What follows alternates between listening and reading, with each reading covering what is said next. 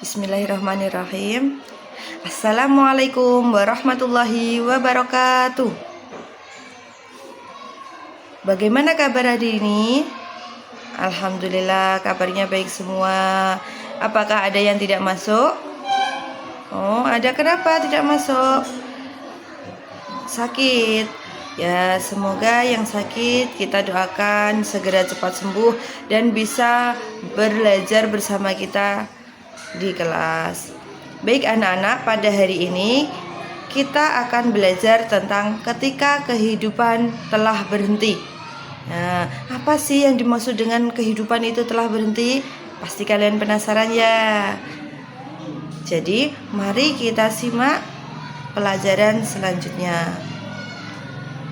Sebelum memasuki pelajaran, Budiah akan menjelaskan tentang tujuan-tujuan pembelajaran terlebih dahulu. Yang pertama yaitu meyakini adanya hari akhir dengan benar.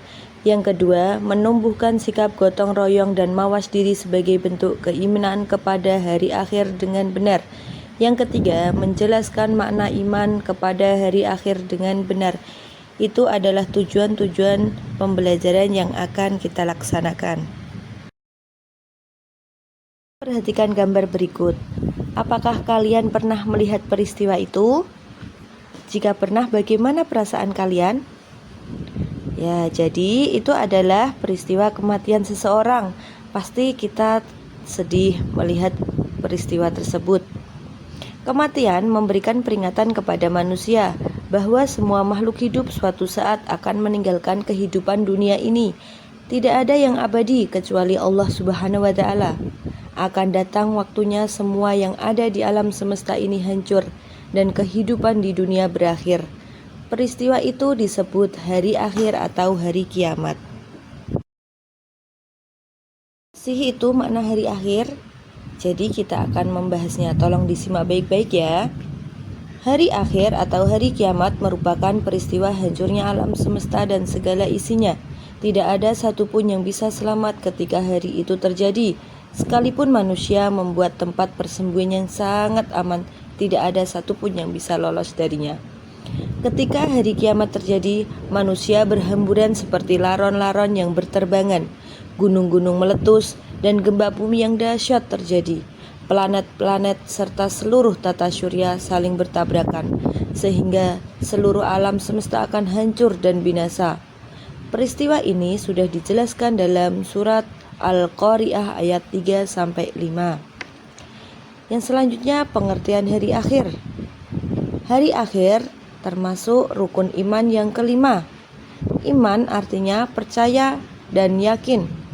Jadi beriman kepada hari akhir adalah mempercayai dan meyakini sepenuh hati akan datangnya hari akhir atau hari kiamat. Kiamat dibagi menjadi dua, yaitu kiamat sugro dan kiamat kubro. Kiamat sugro adalah kiamat kecil, yaitu berakhirnya kehidupan seseorang, seperti kematian, bencana alam, banjir, gempa bumi, longsor, dan lain sebagainya. Kiamat sugro pasti terjadi pada setiap manusia sesuai ketentuan Allah Subhanahu wa Ta'ala. Yang kedua, kiamat kubro. Kiamat kubro atau kiamat besar adalah hancurnya alam semesta beserta isinya. Tidak ada makhluk hidup yang tersisa. Semua akan binasa. Kiamat ini juga disebut dengan berakhirnya kehidupan makhluk di alam semesta.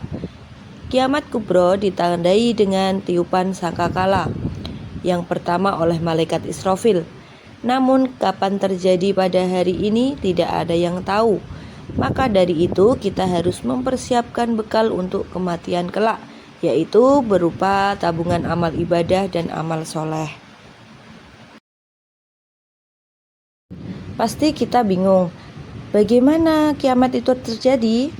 Jadi, hari kiamat itu terjadi ada tanda-tandanya.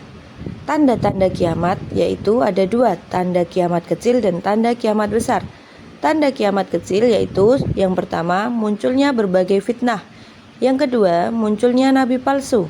Yang ketiga, banyaknya kebohongan dan saksi palsu. Yang keempat, perbuatan riya banyak terjadi. Yang kelima, anak yang durhaka kepada orang tuanya. Sedangkan kiamat besar tanda-tandanya adalah 1. Terbitnya matahari dari sebelah barat. 2. Munculnya Dajjal.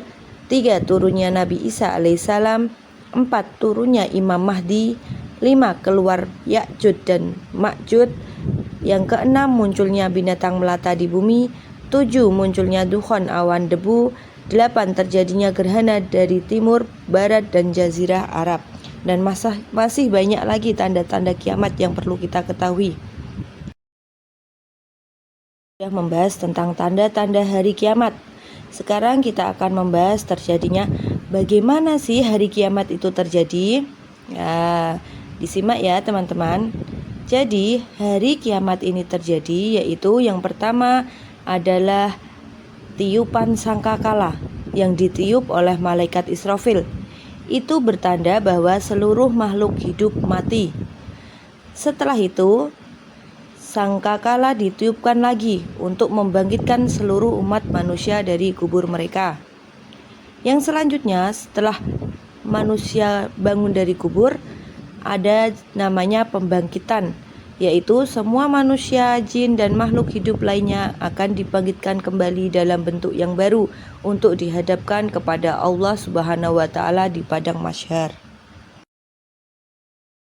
Ini adalah fase-fase kehidupan setelah kematian dalam agama Islam. Setelah kematian ada fase-fase kehidupan. Yang pertama yaitu yaumul barzah yang disebut alam barzah atau alam kubur, tempat di mana manusia setelah meninggal dunia. Yang kedua, yaumul ba'ats disebut juga dengan hari kebangkitan.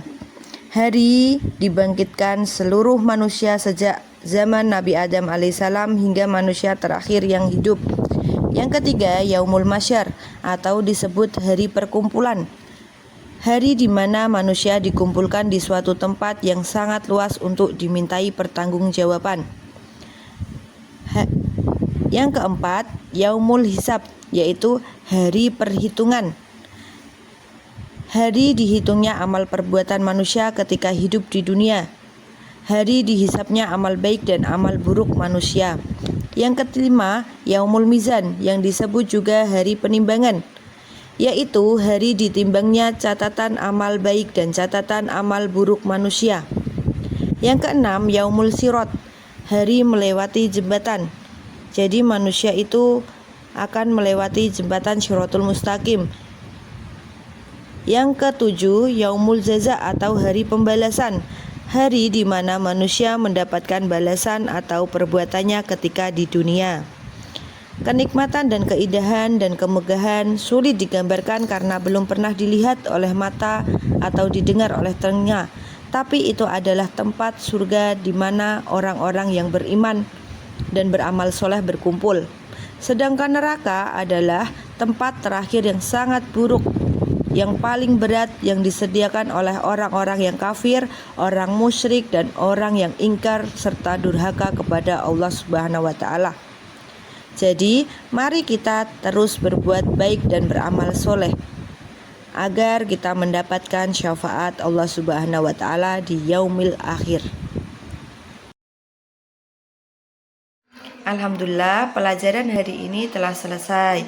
Apabila kalian belum paham, kalian bisa bertanya kepada Budiah atau memutar video pembelajaran ini lagi. Baik teman-teman, tugas kalian sekarang adalah membuat kelompok. Kelompok terdiri dari 5 anak atau berapa terserah.